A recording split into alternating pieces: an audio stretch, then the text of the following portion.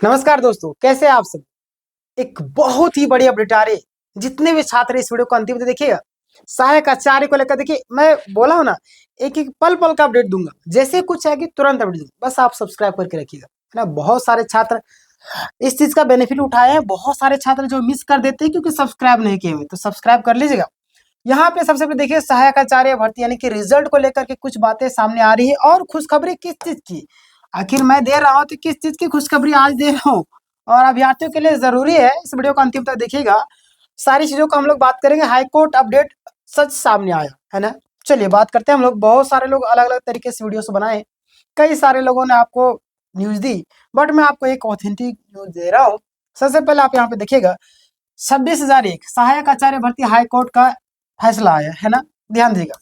यहाँ पे आगे हम लोग बढ़े तो मामला क्या था, मामलों को भी जान लीजिए और जो भी चीजें होगी उसको मैं आपको बताऊंगा। सबसे पहले मामला क्या था दोस्तों, 26,001 यानी कि सहायक आचार्य भर्ती के अंतर्गत कई अभ्यर्थी डीबी में सफल होने के बाद फाइनल मेरिट लिस्ट में शामिल हुए थे। ये तो आप सभी जानते हैं ना, ये किसी से छुपा नहीं, ये हर कोई जानता है ना। लेकिन बाद में संशोधित रिजल्ट में कई अभ्यर्थियों का नाम हटा दिया गया था ना, ये तो भी आप जान रहे हैं, और इन्हें चयन प्रक्रिया से भी बाहर कर दिया गया था। बट यहाँ पे ध्यान दिए, अभ्यर्थियों को कोर्ट का दरवाजा खुला था, अभ्यर्थियों ने कोर्ट का दरवाजा खटखटाया और उसके लिए दरवाजा खोला गया है ना। जैसे एक बाइबल में कहा हुआ था कि मांगोगे तो ढूंढोगे तो पाओगे, खटखटाओगे तो खोला जाएगा, है ना। इस तरीके से मांगोगे तो दिया जाएगा, ढूंढोगे तो पाओगे, खटखटाओगे तो तेरे लिए खोला जाएगा ना। इस तरीके से यहाँ पे भी कोर्ट का दरवाजा जो है वो खुल गया अभ्यर्थियों के लिए, और अभ्यर्थियों ने कोर्ट का दरवाजा खटखटाया। यानी कि प्रभावित अभ्यर्थी जो भी थे, पहले हाई कोर्ट, बाद में सुप्रीम कोर्ट, यानी याचिकाएं लगातार, है ना। एकदम बोलते हैं ना कि अगर हक मांगने से ना मिले तो हक छीनना भी आना चाहिए, है ना। हक की लड़ाई में निमंत्रण नहीं देते किसी को। तो इसी तरीके से आपके साथ अन्याय हुआ है तो आप लोग को जरूर जाना चाहिए हाई कोर्ट, सुप्रीम कोर्ट। इस तरीके से यहाँ पे छात्र गए और याचिकाएं दायर की। 17 दिसंबर 2025 का अहम फैसला हुआ, जिसमें 17 दिसंबर 2025 को क्या बातें निकल करके सामने आई देखिएगा। और भी कई सारी चीजें जो आपको लास्ट में बताऊंगा मैं। देखिए, झारखंड हाई कोर्ट ने एक बहुत ही महत्वपूर्ण अभ्यर्थियों के हित में फैसला दिया है। केस की पूरी जानकारी देख लीजिए। केस का नाम है आपका परमानंद महतो, प्रेमानंद महाराज नहीं समझेगा, परमानंद महतो बनाम राज्य सरकार, यानी कि केस नंबर यहाँ पे देख लीजिए दिया हुआ है। और डिसीजन डेट यानी कि 17 दिसंबर 2025, और केस का स्टेटस यानी कि निरस्त कर दिया गया है ना। पिटिशनर और वकील यानी याचिकाकर्ता कौन कौन थे ये भी जान लीजिए। परमानंद महतो एवं अन्य अभ्यर्थी, एडवोकेट शुभम मिश्रा, ज्ञानदेव या राजकुमार पवन राजी या आसिफ इकबाल, ये सारे लोग थे, है ना। तो देखिए, कई सारे अभ्यर्थी जो है ना लगातार परेशान होते रहते हैं। लगातार मैं उनको बोलता हूँ कि या तो आप किसी अन्य एग्जाम की तैयारी करते रहे, या तो आपको पेशेंस रखना पड़ेगा, अन्यथा कोई फायदा नहीं, है ना। चलिए आगे हम लोग बात करते हैं।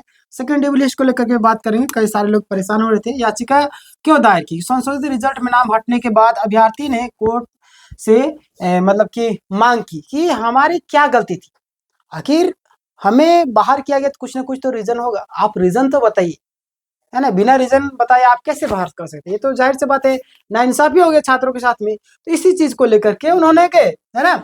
और अंतिम कटअप कितना गया, सब्जेक्ट वाइज मार्क्स यानी कि नॉर्मलाइजेशन कैसे हुआ, चयनित अभ्यर्थियों का पूरा विवरण दिया जाए, ये सारी चीजें को लेकर के बातें गई थी वहां पे, है ना।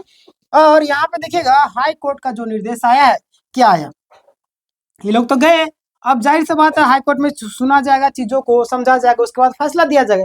तो हाई कोर्ट का निर्णय क्या आया है कि हाई कोर्ट ने जेएसएससी को निर्देश दिया कि अंतिम चयनित अभ्यर्थियों का कट ऑफ प्लस में subject wise number, normalization detail, पूरा रिकॉर्ड कोर्ट को प्रस्तुत किया जाए, साथ ही पिटिशनर का भी पूरा डाटा दिया जाए। वाह, ये तो बहुत ही बड़ी अपडेट होगी आप सबके लिए, जैसे कि सारा डिटेल मांग लिया गया हाई कोर्ट के द्वारा, है ना। देखिए आगे हम लोग बात करते हैं तो यहाँ पे ध्यान दीजिएगा, इस फैसले से क्या फायदा होगा। जाहिर सी बात, कुछ चीजें होती है तो कहीं ना कहीं फायदा भी होता है, नुकसान भी होता है। तो फायदा किसको होगा, क्या होगा, देखिए चयन प्रक्रिया पूरी तरीके से पारदर्शी हो जाएगी। जाहिर सी बात, कटअप जारी कर दिया जाएगा, डिटेल जारी कर दिया, जिस चीज का आप मांग कर रहे हो वो चीज तो आपको मिल जा रहा है ना। देखिए, यानी कि इसी से साफ हो जाए किसका चयन सही है और किसका गलत। जैसे बहुत सारे लोग गलत तरीके से चयनित हुए हैं, तो मान लिया जाए कि हमारा बगल का दोस्त है, वो कम नंबर लाया है, उसका सिलेक्शन हो गया गलत तरीके से, तो हम उस चीज़ के लेकर आवाज़ उठा सकते हैं कि हमारा इससे नंबर ज़्यादा है, हमारा क्यों नहीं हो। तो इसमें भी मामला आगे जाकर के फंस भी सकता है ना। देखिए कई सारे जिनका कम नंबर वाले का सिलेक्शन हो गया, ज़्यादा नंबर वाले का सिलेक्शन नहीं हुआ, तो वो तो जाएंगे ही हाई कोर्ट चाहे सुप्रीम कोर्ट, कहीं ना कहीं तो जाएंगे। अब जाएंगे तो वहां पे भी मामला लंबा खिंचाएगा। तो यहाँ पे एक चीज फायदा भी है, नुकसान भी है ना। देखिए आगे क्या होता है, अपडेट जब होगा मैं आपको दूंगा। तो नियुक्ति की जो संभावना है देख लीजिए कि इस आदेश के बाद, है ना, इस आदेश के बाद अन्य पिटिशनर की भी नियुक्ति की संभावना काफी ज्यादा मजबूत होगी और अन्य अभ्यर्थियों के लिए बड़ी राहत। कैसे, यह फैसला एक व्यक्तिगत फैसला नहीं है, नहीं किसी की व्यक्ति के लिए फैसला नहीं, यानी कि 26,001 सहायक आचार्य भर्ती सभी के लिए, है ना, जितने भी कैंडिडेट थे सभी के लिए आए, सिर्फ एक के लिए नहीं, सभी के लिए। तो कई बार देखिए, कई बार पिटिशन बेस फैसला आता है, कई बार पिटिशन बेस नहीं भी आता है ना। तो कई बार नहीं आता है तो पिटिशन वाले परेशान हो जाते हैं, बोल सोचते हैं हमारे पक्ष में फैसला आना चाहिए। कई बार आता है, सोचते वाह बहुत अच्छा। तो जो लोग नहीं बनते पिटिशनर, चाहे आपका नहीं बनते, कम से कम कुछ ना कुछ आर्थिक सहयोग उन लोगों को देना चाहिए। बाकी बात आपकी मर्जी हो, है ना, जैसा आपका इच्छा। जब आप सहयोग देंगे तो उनसे ये भी बातें रख लेना है कि जब भी बातें निकल कर आएगा सिर्फ पिटिशनर के बारे में ही फैसला ना आए, उनके वकील को भी समझा देना होगा, तभी फिर वो साथी बन जाएंगे, पैसा भी आप दीजिएगा, सिर्फ पिटिशनर बेस फैसला आएगा तो फिर आपको दिक्कत हो जाएगी, है ना। देखिए 26,001 सहायक आचार्य अभ्यर्थी की, यानी कि इसी के आधार पर अपनी कानूनी लड़ाई लड़ सकते हैं, अभी भी समय है, लड़िए मार्गदर्शन, हार मत मानना, है ना। ये चीज सुप्रीम कोर्ट से जुड़ा एक अपडेट आया है, ध्यान दीजिएगा। सुप्रीम कोर्ट में क्या मामला, यानी कि देवघर के सुनील कुमार द्वारा कंटेम्प्ट, है ना, याचिका दायर की गई है, मतलब की गई थी और उसका रिजल्ट प्रकाशित कर दिया गया, जबकि अन्य पिटिशनर का केस अभी भी आपका जारी है ना। निष्कर्ष तौर पर अगर कुछ चीजें मैं आपको बताना चाहूँ तो ध्यान दीजिएगा कि हाई कोर्ट और सुप्रीम कोर्ट दोनों जगह अभ्यर्थियों का पक्ष में माहौल बना हुआ है। जाहिर सी बात अभ्यर्थी कब जाएंगे कोर्ट, जाहिर सी बात उनके पास प्रूफ होगा तभी तो, क्योंकि अभ्यर्थी के पास ऐसे भी कोर्ट कचहरी चक्कर लगाने का टाइम होता है नहीं, है ना। तो उनके पास कहीं ना कहीं कुछ चीजें होती है, प्रूफ होती है, तभी वो जाते हैं। तो यहाँ पे गए कई सारे लोग, तो कोर्ट में भी उन्हीं के पक्ष में फैसला लगातार आते हैं और सकारात्मक फैसला आने की भी संभावना। बहुत सारे लोग पूछ रहे थे सेकंड डिवी लिस्ट कब था, है ना। सेकंड डिवी लिस्ट को लेकर के कई सारे लोग पूछ रहे थे। मैं आपको बताना चाहता हूँ सेकंड डिवी लिस्ट का भी कई बार तो रिजल्ट जारी कर दिया है ना।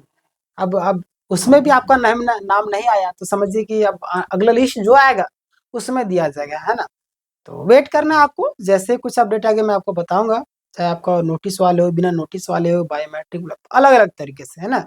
बहुत सारे लोग को 2 बार तो रिजल्ट निकाल ही दिया फिर से, तो उसमें भी अगर आपका नहीं नाम ना आया तो या तो आपका नंबर बहुत ही कम होगा, या तो कहीं ना कहीं अगले लिस्ट में आ सकता है ना। जैसा भी होगा मैं आपको अपडेट करूंगा, कुछ भी अपडेट आएगा। अभी तक आपने लाइक नहीं किया, लाइक कर दिए, सब्सक्राइब नहीं किया, सब्सक्राइब कर दिए। और आपके मन में कुछ सवाल हो तो जरूर पूछिएगा, आपके सारे सवालों का जवाब यहाँ पे दिया जाएगा। मिलते हैं नेक्स्ट वीडियो में, तब तक के लिए धन्यवाद।